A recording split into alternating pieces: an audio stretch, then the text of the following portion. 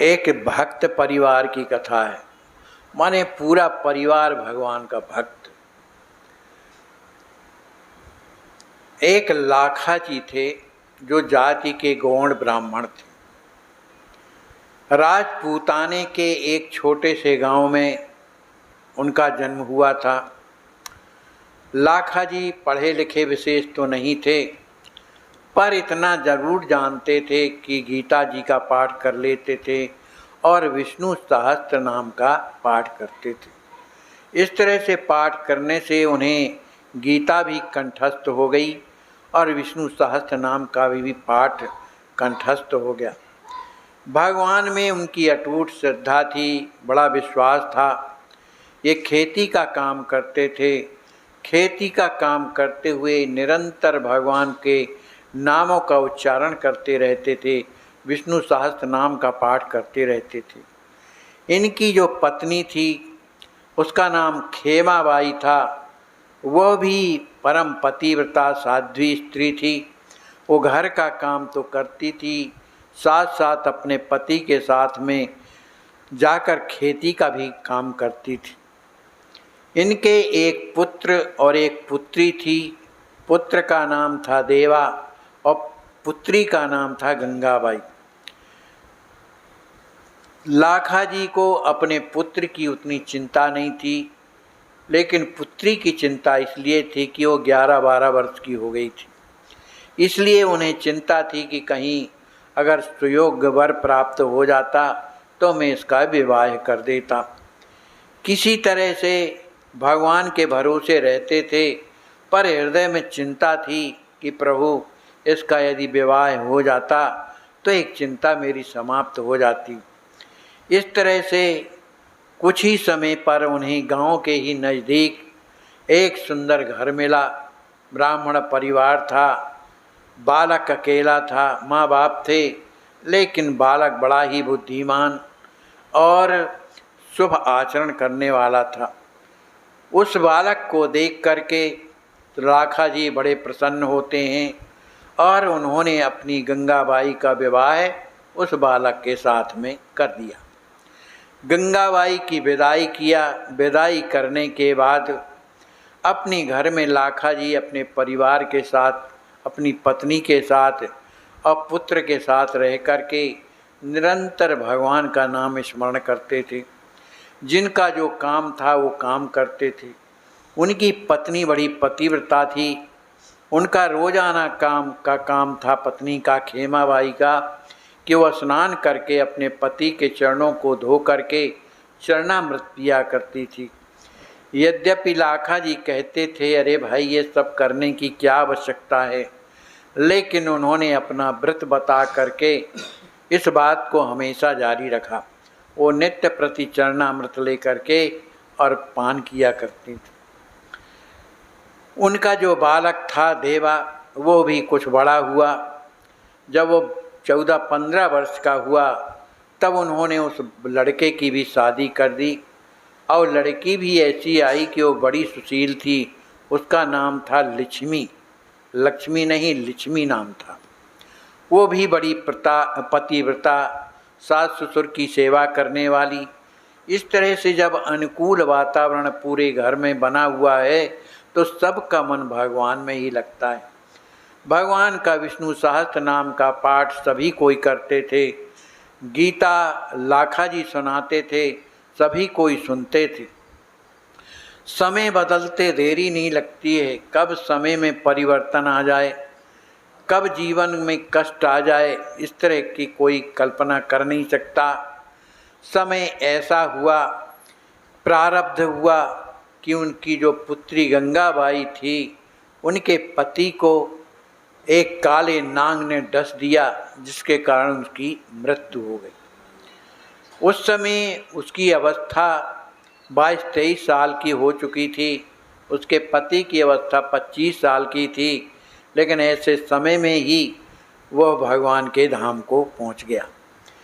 इस बात को जब उनके पिताजी लाखा जी ने सुना, बड़े दुखी हुए, क्योंकि ये सबसे बड़ा दुख माना जाता है।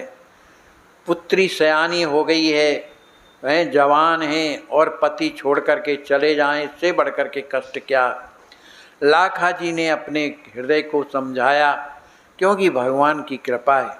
जिनके हृदय में भगवान की कृपा होती है तो महान से महान विपत्तियां भी सामने आती हैं, भगवान की कृपा से उसे सहारा मिलता है, वो इतना व्यथित नहीं हो पाता है।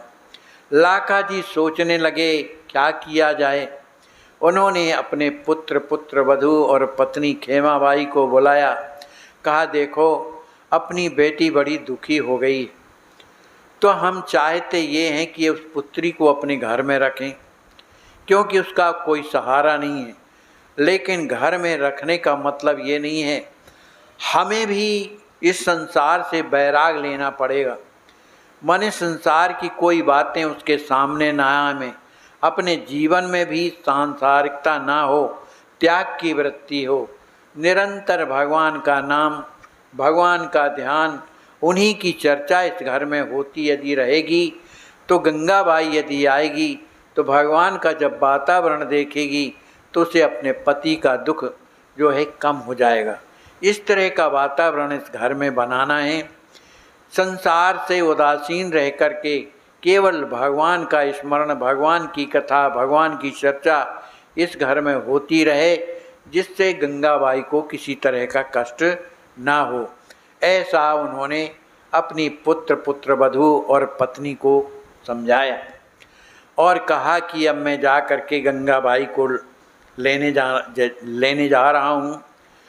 लाखा जी वहाँ से जब चलते हैं और गंगाबाई के पास जब पहुँचते हैं उस गांव में, तो गंगाबाई के पास जब पहुँचते हैं तो गंगाबाई क्या कर रही थी कि वो अपने सास और ससुर को उपदेश दे रही थी कि ये संसार क्षण भंगुर है, इधर जो भी आता है सो जाता है।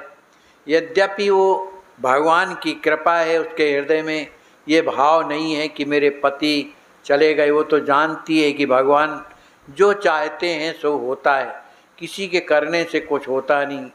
उन्होंने इस तरह का सास ससुर को उपदेश दिया कि उन्हें पुत्र का शोक उनके हृदय से जाता रहा। उसी समय पर लाखा जी जब पहुँचते हैं, वो अपनी पुत्री गंगाबाई को जब उपदेश देते हुए सुना तो वो ताजुब में पड़ गए। अरे, मैं तो सोच रहा था कि उसको बड़ा कष्ट होगा, ये तो अपने सास ससुर को उपदेश दे रही है और जो भी दे रही है ठीक दे रही है, क्योंकि संसार का ये नियम ही है कि जो आता है सो जाता है, उसके लिए चिंता करने की क्या आवश्यकता है। और चिंता करने से होगा क्या, क्योंकि ये तो भगवान की लीला है। ऐसा उपदेश दे रही थी। इस बात को सुनकर के लाखा जी बड़े प्रसन्न होते हैं। अंत में अपने समधी और समधिन से मिलते हैं। समधी ने कहा कि धन्य है लाखा जी, जो आपके घर में ऐसी पुत्री गंगाबाई पैदा हुई। हम तो दुख में न जाने क्या करने वाले थे पुत्र के वियोग में, क्योंकि एक ही पुत्र था। लेकिन आपकी पुत्री ने हम लोग को ऐसा उन्होंने समझाया, ऐसा ज्ञान दिया कि हमें पुत्र का शोक जाता रहा और अपने जीवन की चिंता आ गई कि हमारा जीवन अब क्या होगा। हमने कुछ कभी भगवान का भजन नहीं किया, हमने भगवान की कोई आराधना नहीं की, तो अब कैसे क्या होगा, इस बात की चिंता थी। तो हमने ये निश्चित कर लिया है कि हम किसी भी तीर्थ स्थान में जा कर के और भगवान का भजन करेंगे, इसलिए हमारी आप सहायता कीजिए।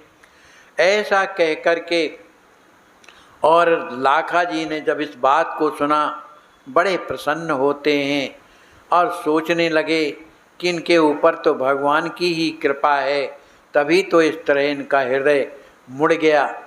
अंत में सास ससुर जो थे, उनके जो समधी थे, उन्होंने कहा कि हमें विदा कीजिए, अब हम अपने घर में ना रह कर के भगवान के धाम में रह कर के भगवान का भजन करेंगे।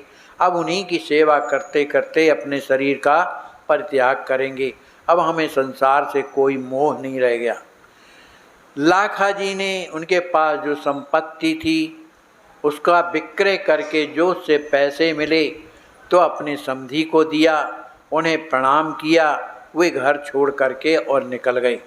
वे अपनी पुत्री गंगाबाई को लेकर के अपने घर की ओर जैसे ही चल रहे थे तो उन्होंने कहा, बेटी तुम सही बताओ, तुम्हारे अंदर इस तरह की बैराग की स्थिति कैसे आ गई? लोग तो संसार में तड़पते रहते हैं, मरते रहते हैं, है ना, इसलिए तुम्हारे हृदय में ये बात कैसे आ गई? तो गंगाबाई ने कहा कि पिताजी, इसमें आपकी कृपा है। आप जो विष्णु सहस्त्र का नाम का जो पाठ करते हैं तो हम हमारे भैया जो देवा हैं दोनों ने कंठस्थ कर लिया। हमें गीता भी याद हो गई है। हम रात दिन उन्हीं का पाठ करते रहे, विष्णु सहस्त्र नाम का पाठ कर रहे थे। उन्हीं की कृपा से एक दिन भगवान स्वप्न में आते हैं और स्वप्न में दर्शन दे करके उन्होंने हमसे कहा कि बेटी चिंता मत करना, इस संसार का विधान है कि जो आता है सो जाएगा, इसलिए 2 दिन के बाद तेरे पति की मृत्यु एक सर्प के काटने से हो जाएगी, इसलिए तुम चिंता मत करना। वो मेरा ही भक्त है, मेरे धाम को ही आएगा। जब तक 2 दिन जो शेष हैं उसको बताना नहीं, निरंतर उसके मुख से भगवान का नाम स्मरण कराना, विष्णु सहस्त्र नाम का पाठ रात दिन सुनाना, उसकी मुक्ति हो जाएगी। ऐसा भगवान ने स्वप्न में मुझे आदेश दिया। मैं सवेरे उठी, भगवान का स्वप्न मुझे याद था। उन्होंने जो दर्शन दिया उससे मेरी आत्मा तृप्त हो गई। मुझे संसार का जो दुख है वो अपने आप समाप्त हो गया। अब मैं उन्हीं के पीछे लगी रहती थी। वो जहाँ जाते थे, जहाँ बैठते थे, मैं वहाँ बैठ करके विष्णु सहस्त्र नाम का पाठ सुनाती थी। इस तरह से उन्हें कोई जानकारी तो थी नहीं। 2 दिन तो किसी तरह से बीता। जब तीसरा दिन आया तब वो स्नान करके और तुलसी जी को जल दे रहे थे। उसी समय वहाँ मैं खड़ी हो करके और भगवान के विष्णु सहस्त्र नाम का पाठ जो है उन्हें सुना रही थी। अचानक सर्प पता नहीं कहाँ से आया और उनको डस दिया और उनकी मृत्यु हो गई। जब उनकी मृत्यु हो जाती है तो मैंने देखा कि उनकी आंखें खुली हुई हैं। उनके आँखों में भगवान चतुर्भुज की मूर्ति मुझे स्पष्ट दिखाई दे रही थी। मुझे बड़ी प्रसन्नता हुई कि भगवान ने कृपा किया इनके ऊपर। तभी बड़े जोर से उनका मस्तक फटता है, ब्रह्मरंध्र से उनके प्राण भगवान के कृपा के द्वारा और भगवान के धाम को चले गए। मुझे इस प्रकार की जब भगवान की ये सब लीलाएं जब से मैंने देखी, मुझे अब मरना जीना ये अब कुछ भी मुझे प्रभावित नहीं कर पाता है। इस बात को सुनकर के लाखा जी बड़े प्रसन्न होते हैं। बेटी ये तो भगवान की कृपा है, तूने तो हमारा जीवन धन्य कर दिया जो इस तरह की घटना तूने सुनाई। उधर से गंगाबाई जब अपने घर आती है, अपनी भाभी से मिलती है, अपने भैया से मिलती है और कहा, सुनो अब आप लोग जो है बढ़िया भगवान का भजन कीजिए, रात दिन विष्णु सहस्त्र नाम का पाठ कीजिए, इसी से भगवान की कृपा होगी। सभी कोई विष्णु सहस्त्र नाम का पाठ करते थे, सभी कोई गीता का पाठ सुनते थे। इस तरह का जीवन उनके घर का बन गया और गंगाबाई सबकी मालकिन बन गई। जैसा वो कहती थी वैसा सभी कोई करते थे। इस तरह 25-26 साल के बाद उनके जो पिताजी लाखा जी थे, उनकी माँ जो खेमाबाई थी, वो भी बैठे बैठे विष्णु सहस्त्र नाम का पाठ करते करते उनका भी प्राणांत हो गया। वो भगवान के धाम को चले गए। इस तरह से अब बचे 3, उनकी भाभी, उनका भाई और स्वयं। ये रोज़ाना अपने भगवान का नाम स्मरण करते, मस्ती में रहते थे। ये जानते थे कि भगवान के अतिरिक्त संसार में हमारा कोई नहीं है। इस तरह से एक दिन जब विष्णु सहस्त्र नाम का पाठ कर रहे थी सभी कोई, तो अंत में उनकी भाभी ने कहा कि ननद जी एक बात बताओ, आपने भगवान का दर्शन किया है, आपको भगवान की कृपा प्राप्त है, तो क्या हम लोगों के लिए आप प्रार्थना नहीं कर सकती? उन भगवान से प्रार्थना कर दीजिए जिससे हम लोग भी उनका दर्शन कर सकें। ऐसा जब कहा तो गंगा बाई ने भगवान का ध्यान किया, हाथ जोड़ करके प्रार्थना किया, प्रार्थना सफल हो गई। भगवान उन तीनों के सामने चतुर्भुज रूप में भगवान प्रकट हो गए। बोलिए भक्तवत्सल भगवान की जय। सभी तीनों ने भगवान का दर्शन किया। बड़ी सुंदर छवि है। भगवान मंद मंद मुस्कुरा रहे हैं, सभी के सिर में अपना करकंज फिरा रहे हैं। उस स्थिति को देखकर, उस भगवान की छवि को देखकर तीनों के तीनों निहाल हो जाते हैं। और भगवान ने कहा कि आप लोग कुछ दिन और इस संसार में रहिए और मेरा नाम लेते रहिए, मेरी स्मृति हमेशा बनी रहे। अंत में जब तुम लोगों का जीवन समाप्त होगा तब मेरे धाम को ही आओगे। ऐसा भगवान कह करके अंतर ध्यान हो जाते हैं। वो तीनों के तीनों भगवान का दिव्य दर्शन प्राप्त करके उनका जीवन आनंदमय हो गया। वे निरंतर विष्णु सहस्त्र नाम का पाठ करते हैं, भगवान का नाम लेते हैं। अपने हृदय में जिस भगवान का दिव्य दर्शन किया वो अपने हृदय में धारण किए, उन्हीं का दर्शन करते रहे। अंत में तीनों के तीनों जो है भगवान का नाम लेते हुए अपने शरीर का परित्याग करते हैं और तीनों के तीनों भगवान के धाम वैकुंठ धाम को पहुँचते हैं। बोलिए श्री सीताराम जी महाराज की जय। सद्गुरुदेव भगवान की।